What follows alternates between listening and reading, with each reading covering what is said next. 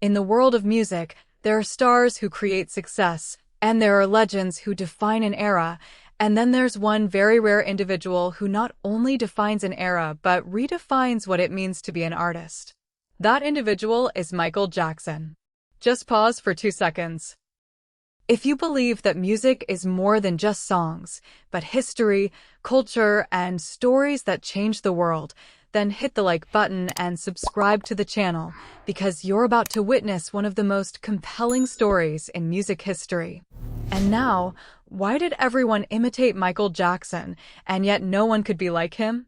The question that has puzzled the world for decades isn't why Michael Jackson became famous, but why he became the standard by which everyone is measured. Every generation has produced great singers. Every decade has witnessed the emergence of exceptional voices. But one thing has remained constant. Whenever a new artist appears, people begin comparing them to Michael Jackson. Does he dance like him? Does he have his stage presence? Can he sell like Thriller? Can he create industry-changing videos? Can he become the new king of pop? The strange thing is that this comparison doesn't happen to the same extent with Elvis Presley, or the Beatles, or Madonna, or even Prince. Only Michael Jackson is the one for whom the world constantly searches for a successor. But why? Why does everyone imitate him? And why can't anyone be him? The answer isn't in the moonwalk dance. It's not in the white gloves. It's not in the red jumpsuit. It's not even in his voice. The secret runs deeper. By a lot. It's in the way he changed the very concept of the artist. Before Michael, and after Michael. It's hard to imagine what the music industry was like before Michael Jackson. In the 1970s, a singer sang, a dancer danced, an actor acted, and a music video was just a short advertisement for the song. No one expected an artist to be a choreographer, visual director, dancer, writer, and brand creator all at once. Then Michael came along, and he completely changed the equation. The audience no longer just bought a song. They bought a complete experience. From the moment they saw the cover, to the clothes, to the stage, to the lighting, to the video, to the dance, to every move the artist makes. That's why Time magazine described his legacy as the original blueprint for the modern global artist, the artist who combines music, dance, fashion, visual identity, and brand into one persona. This idea seems commonplace today, but it didn't exist before Michael. The all-rounder. If you look at the world's most famous stars today, you'll find something they have in common. Beyoncé, Taylor Swift, Justin Timberlake, Usher, The Weeknd, Bruno Mars. Each of them doesn't just sell a song. They build an entire world around themselves. The fashion, the dance, the lighting, the colors, the cinematography, the logo, the speaking style. The audience has become as much a follower of the personality as they are of the music. This model didn't originate with social media. It began with Michael Jackson more than 40 years ago, when the music video became a film. In the early 1980s, record labels considered the music video merely a means of promoting the song. Small budgets, simple filming, a few minutes and the story is over. But Michael rejected this concept. He believed that a song deserved a visual world that matched its power. And that's why Thriller was born. It wasn't just a video.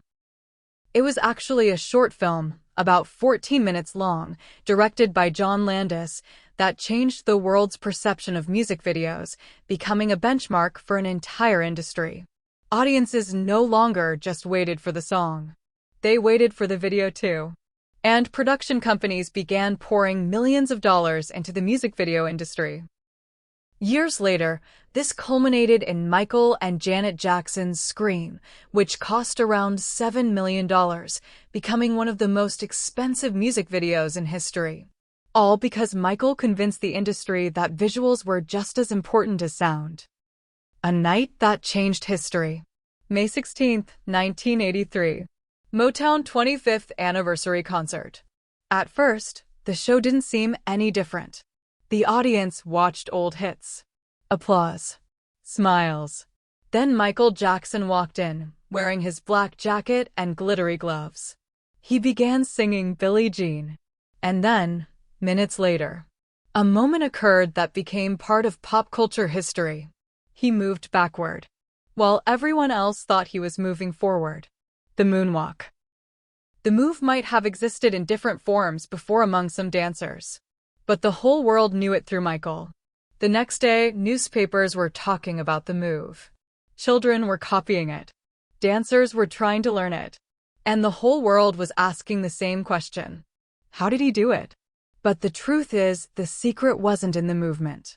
It was in the timing, and in the confidence, and in the silence that preceded it. And the way he kept the audience waiting before the stage erupted with excitement. He knew that performance wasn't a series of steps. It was the creation of a moment. And that's why those seconds have remained in the world's memory for more than 4 decades. Clothing that became a language. How many artists can you identify from a single piece of clothing? Perhaps very few.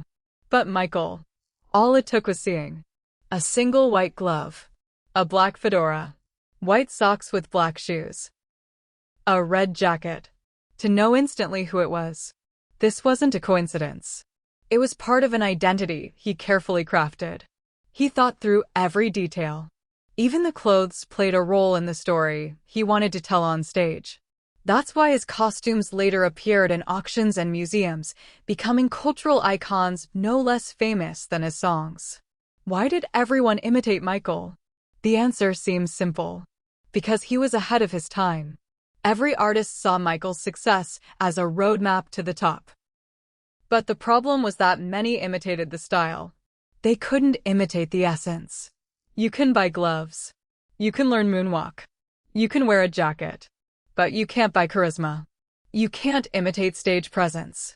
You can't replicate personality. And that's where the real chapter of the story begins. Because the secret that made Michael different wasn't in his dancing. It was in something cameras couldn't easily capture. Something everyone who attended one of his concerts felt. Even before he sang the first word. You can learn Michael Jackson's moves, but you'll never learn to be Michael Jackson. This phrase is often repeated among professional dancers, but it's not just fan exaggeration. It's a truth acknowledged by people who worked closely with him. The point isn't that his moves were impossible, but that what happened on stage wasn't just movements, but a presence that defies explanation. The text I've attached clearly illustrates this idea. Thousands of people can imitate his moves, but the presence is the element that cannot be replicated. Imagine you're inside a stadium that holds 70,000 people. The lights go out. There's no music, no singing, and nothing happens. Just one man stands in the middle of the stage, silent, still, looking at the audience. And suddenly, thousands of people start screaming. Then tens of thousands. Then the whole place erupts in a wave of mass hysteria. This isn't a scene from a movie. It was a recurring theme in Michael Jackson's concerts. On the Dangerous World Tour and the History Tour, cameras captured scenes of audiences weeping or fainting the moment he appeared, even before he performed his first dance move or sang his first words. The logical question is, how can a person create such an effect simply by standing up? The answer lies in something social psychologists call charismatic presence. It's a complex blend of confidence, control, mystery, rhythm, and the ability to command attention effortlessly. And Michael possessed these elements to a rare degree. The stage was his kingdom. When you watch a recording of any Michael Jackson concert, you'll notice something peculiar. He doesn't move constantly. On the contrary, he knew when to move and when to stop. For him, stopping was an art form. He understood that silence could be more powerful than music. And that stillness could be more exciting than dancing. That's why he kept the audience waiting. Then, at the perfect moment, he makes just one move. And the stands erupt in screams. This ability to control the audience's emotional rhythm was one of the most important secrets to his success. He wasn't just performing. He was leading the audience's emotions moment by moment. Gene Kelly saw something no one else did. One of the people who best understood Michael's talent was Hollywood dance legend Gene Kelly. Kelly didn't praise the number of steps, nor did he say that the moonwalk was the greatest move in history. But he focused on a completely different point.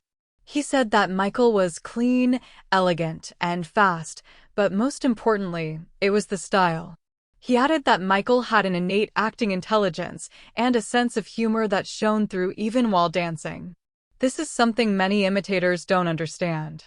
Dancing isn't just a series of movements. It's the way those movements are performed. Two people can do the same step, but one looks ordinary. The other looks legendary. The difference is the personality, the hand that no one can imitate. It might sound strange, but many dancers say that the hardest thing about imitating Michael isn't his feet. It's his hands, the finger movement, the wrist angle, the way he opens his palm, even the moment he catches the air. It was all meticulously calculated.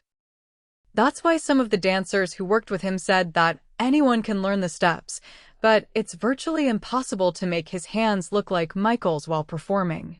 This attention to detail is what made even his simplest movements stand out. Why were crowds swooning? You may have seen these clips. People crying, others fainting, some collapsing at the mere sight of him. Many considered it an exaggeration, but psychologists have a different explanation. When tens of thousands gather in one place and their emotions are directed toward one person, a phenomenon called mass emotional contagion occurs. Every scream amplifies the screams of others. Every tear encourages another to cry. But this phenomenon requires an exceptional trigger. And that trigger was Michael. He meticulously crafted his public image. He rarely appeared in public. He gave few interviews. He was enigmatic. And when he did appear, the public felt the moment was historic. That's why the reactions sometimes defied logic. Mystery, part of the legend. In our time, artists share every detail of their lives on social media. But Michael did the exact opposite. He disappeared. He didn't give many interviews. He only spoke when he wanted to. And when he was once asked why he gave so few interviews, his answer was very simple. It's not for me. This mystique wasn't a communication weakness. It was part of his public persona, part of the charisma that made his presence more valuable the less he appeared. Every appearance was a global event. Not just a TV interview. Not just a singer. Many forget that Michael was also an actor. Every song he performed felt like a short film. Look at Billie Jean. You'll see a man haunted by doubt. In Smooth Criminal, he becomes a stylish gang leader. In Dirty Diana, he transforms into a rock star. In Earth Song, he seems to be leading a human cry. In They Don't Care About Us, he sings as if he is addressing the whole world. He would change his facial expressions, his tone of voice, and even his posture depending on the story. That's why the audience wasn't watching a concert. They were watching a live theatrical performance. The artists themselves were imitating him. Remarkably, the biggest stars in the world didn't hide his influence on them. Usher spoke repeatedly about studying Michael's performances since childhood. Justin Timberlake admitted that much of his early work was inspired by Michael's style. Beyoncé said on more than one occasion that watching his concerts was a complete school for her. And Chris Brown made Michael's influence evident in his dance, his fashion, and even some of his stage presence. But despite all that, none of them said they had become the new Michael. They understood that there were limits they couldn't cross. The real secret. People thought Michael's secret was his dancing. Then they thought it was his voice. Then they said it was his videos. Then his clothes. But the truth is, all of these elements were just tools. But the real secret was in his personality, in his discipline, and his obsession with perfection. An obsession the public never saw. The public only saw the final performance. But behind the scenes, there was a completely different story.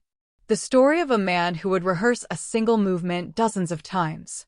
and correct the smallest details, and refuse to leave the rehearsal until every second was perfect.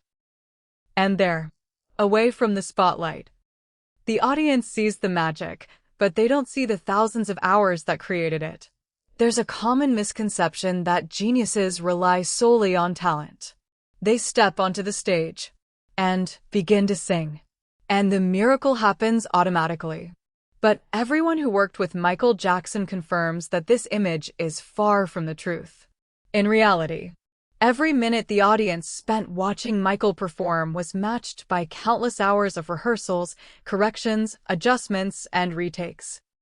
What seemed natural on stage was actually the result of an obsession with perfection.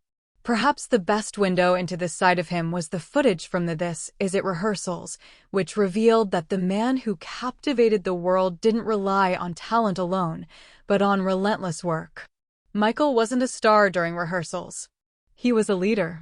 When people saw the film This Is It after his death, many were surprised. They expected to see a big star watching the rehearsal from afar. But they found something completely different. They found someone who knew every instrument, every light, every camera movement, every musical transition, every timing. In one scene, he stops the band, not because the melody is wrong, but because the feeling he wants to convey hasn't arrived yet. In another scene, he asks the keyboardist to play the phrase exactly as he wrote it, not as the keyboardist thinks it should. It's these small details that make all the difference. Again. There's a word that's been repeated a lot in Michael's rehearsals. Again. The dancer might perform the move perfectly, but Michael asks for it to be done again. Not because it's wrong, but because it hasn't reached the level he wants. He repeats the song, and then again, and then a third time, and sometimes a fourth, until the performance becomes automatic. He believed the audience shouldn't see the effort. He should only see perfection. Control over everything. Many artists leave the technical details to the crew, but Michael was different. He would discuss things with the sound engineer. He would talk to the lighting designer. He would follow up with the director. He would review the stage design. He would test the special effects. He even paid attention to the height of the smoke on stage, because he believed that any small element could shatter the illusion he had created for the audience. Orianthe's testimony. One of the most revealing testimonies about his personality comes from Australian guitarist Orianthe, a member of the This Is It live band. She described Michael as perfectionist, attentive to every detail. She added that he would even direct the note she played on his guitar. Not because he didn't trust musicians, but because he could hear the final shape of every second of the performance in his head. No one could fool him. One of the musicians who worked with him said a phrase that became famous among his band members. "You can't fool MJ." If you went into rehearsal unprepared, he would know. If you played a different note, he would notice. If you made a slight timing mistake, he would catch it immediately. He had an incredible ear for music. He didn't rely on electronic devices to detect mistakes. He heard them himself. A child who never stopped practicing. This personality didn't appear out of nowhere. From his childhood with the Jackson 5, rehearsal was a part of his daily life. His father, Joe Jackson, imposed long hours of rehearsals. Despite the harshness of that period, it instilled in him a habit he never abandoned. Rehearsal became a way of life for him. Even when he became the most famous artist in the world, he never felt he had arrived. He acted as if he was still trying to prove himself. Why did his performances seem flawless? Because mistakes were eliminated during rehearsals. The audience only saw the final result. But behind the curtain, there were thousands of small errors that were corrected before the stage doors opened. That's why when you watch the Bad Tour, or the Dangerous Tour, or the History Tour, you feel that everything happens in perfect timing. The lighting, the fireworks, the dancers' movements, the sound, the cameras, even the moment he stops moving. It's all calculated. Perfectionism was also his weakness. But this obsession came at a price. The higher the standard of perfection, the harder it became to achieve. Michael would rethink everything. Is the song good enough? Is the choreography powerful enough? Will the audience like it? Can it be improved? These questions never ceased. That's why some of those close to him described working with him as incredibly exhausting. Not because he was harsh, but because he demanded more of himself than he did of others. Why couldn't the imitators reach his level? Because most of them copied the result, not the process. They learned the moonwalk. But they didn't learn the thousands of hours that preceded the moonwalk. They wore the gloves. But they didn't live the discipline that created its creator. They copied the clothes. But they didn't copy the mind that designed every detail. And that's why the imitation remained just a superficial copy. As for the original, it remained distant. The man who saw the future. Michael didn't ask, "How do I make a hit song?" He asked, "How do I create something that people won't forget 20 years from now?" And that question alone was enough to make him work differently from everyone else. He thought about legacy, not fleeting success. And that's why, more than 15 years after his passing, his concerts are still watched, analyzed, and inspire new generations of artists. But Michael's true influence wasn't limited to his performances or his songs. It extended to every star who came after him. From Justin Timberlake to Beyoncé. From Usher to Chris Brown. It's almost impossible to find a global pop star who hasn't been touched by Michael Jackson. There are artists who achieve success, and there are artists who change the game. Michael Jackson did both. After Michael Jackson became a global phenomenon, his influence wasn't limited to his albums or concerts. Something even more significant began to happen. The artists themselves began to change the way they worked because of him. Suddenly, it wasn't enough to have a beautiful voice. You had to put on a show. You had to dance. You had to have a visual identity. You had to create a music video that would stay with people. You had to give each song its own unique world. This model didn't emerge by chance. Michael Jackson was the first to bring all these elements together into one system, becoming the total artist that everyone tries to emulate. Justin Timberlake, the disciple who found his way. When Justin Timberlake started his solo career after NSYNC, everyone noticed something obvious. His dance moves, his poses, his hat, the rhythms. Even some of the vocal tones. All of them bear a clear trace of Michael. And Justin didn't hide it. In fact, he considered himself one of his biggest fans. But what distinguished Justin was that he didn't remain an imitator. He was inspired by Michael's style and then built his own identity, which led critics to believe that his true success began when he stopped trying to be the new Michael. Usher, the heir who rejected the title. If there was one artist in the late 90s and early 2000s whose name was more closely associated with Michael than any other, it was Usher. He was an amazing dancer and had a powerful stage presence and a distinctive voice. But Usher himself knew that being compared to Michael wasn't easy. He said that Michael inspired him, but he didn't try to become a copy of him. And that's why he was able to create a different identity, despite the obvious similarities in their stage performances. Chris Brown, the closest imitator. Then Chris Brown appeared. From the very beginning, the comparisons to Michael were endless. Chris even performed moonwalks on stage. He wore costumes inspired by Michael's style. He performed moves that were almost identical. Many considered him the best dancer of his generation. But despite all that, he kept facing the same question. Could he become the new Michael Jackson? And the answer was always no. Because people weren't just looking for a dancer. They were looking for a complete phenomenon. That's why Chris Brown remained such a successful artist. But the comparisons never stopped. Beyoncé, the school of perfection. If any artist inherited Michael's obsession with perfection, it's Beyoncé.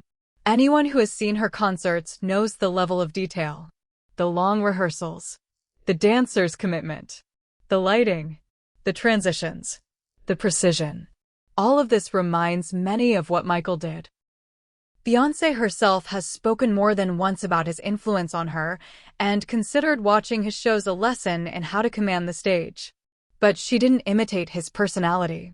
Instead, she learned from him how to create her own. And that's the difference between inspiration and imitation. Taylor Swift. Influence in a different way. Some might think that Taylor Swift is completely different from Michael's school. She's not a showgirl.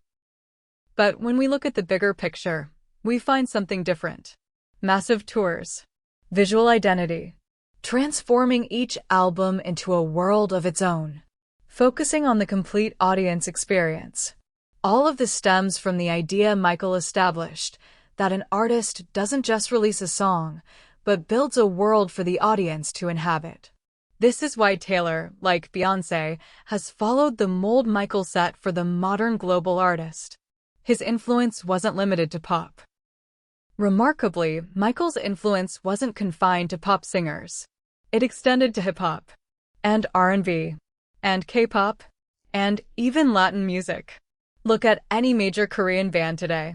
You'll find meticulous choreography, designed costumes, cinematic presentations, a massive focus on music videos.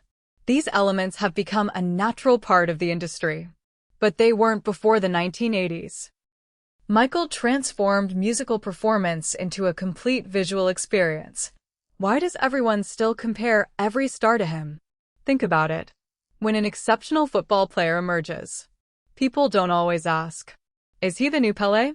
But in music, whenever a singer appears, dances, and achieves global success, the question immediately arises, is he the new Michael Jackson?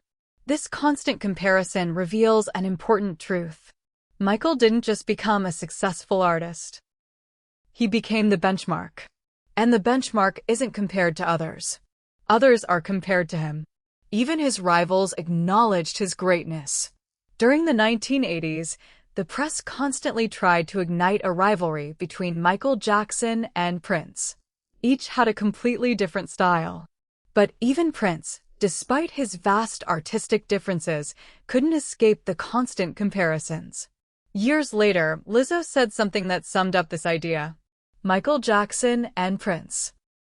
It's not even possible to be that great today. It's not just a comparison between two people. It's an acknowledgement that times have changed. An immortal legacy. An average artist leaves behind songs. A great artist leaves behind a school of thought. But Michael, he left behind an entire language. A language that artists still speak today, whether they realize it or not. But the biggest question remains. If his influence was so immense, then why, after all these years, hasn't anyone emerged who can fill the same void? Is it because talent has dwindled? Or has the world itself changed? Every time a new star emerges, the same question arises. Is this the next Michael Jackson? But perhaps the question was wrong from the start. Since Michael Jackson's passing in 2009, the media has never stopped searching for his successor. One day they said Justin Timberlake, then Usher, then Chris Brown, then Bruno Mars, then The Weeknd, then even some K-pop stars. But after years, these comparisons faded away one by one, and Michael Jackson remained in his place.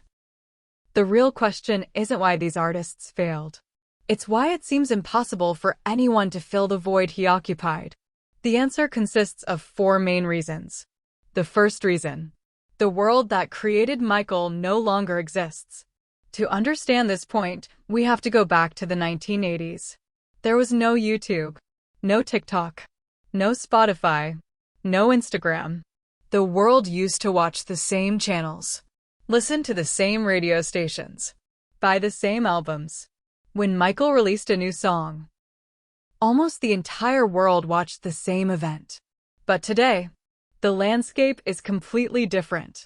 There are thousands of artists, hundreds of platforms, millions of videos released daily.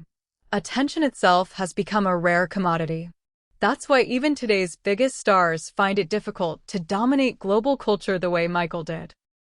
The text I've attached suggests that the digital age has made the media landscape more fragmented, which reduces the chance of a similar global phenomenon emerging. The second reason. Michael didn't follow the rules. He broke them. Most stars follow a well-known path. A record label. Gradual success. A larger audience. Then peak fame. But Michael wasn't just another stop on that path. He changed the path itself. Therefore, some researchers believe that Michael did not become part of the traditional musical system, but rather completely reshaped its cultural center, which made replicating his experience extremely difficult. The third reason. Talent alone wasn't enough. There are thousands of amazing singers and hundreds of incredible dancers. But how many people can do it all? Sing live for 2 hours. Dance with equal intensity. Compose. Write. Produce. Conduct the orchestra. Design the show. Operate the cameras. Take care of the lighting. Coach the dancers. Know every instrument on stage. That's what Michael did. He was a complete artistic project, not just a singer. The text I sent describes his talent as exceptional from childhood, and that his voice, charisma, and musical understanding emerged at a rare early age. The fourth reason. You can't create a legend in a lab. Today's production companies have the money, and the technology, and the marketing, and artificial intelligence. It can create a star in months, but it can't create a legend. Because a legend isn't built with advertising. It's built over time, and through historical moments, and through a genuine impact on people. And that's why, despite all the technological advancements, the world still goes back to concerts that are 40 years old. Why didn't the imitators succeed? Because they focused on what people see, and didn't focus on what no one sees. They learned the moonwalk, but they didn't learn discipline. They wore the gloves, but they didn't wear the mindset of perfection. They copied the clothes, but they didn't build an independent personality. And that's why the imitation remained an imitation. Was Michael perfect? Of course not. His life was full of challenges. He faced criticism, and rumors, and lawsuits, and immense media pressure. He made some decisions that sparked widespread controversy.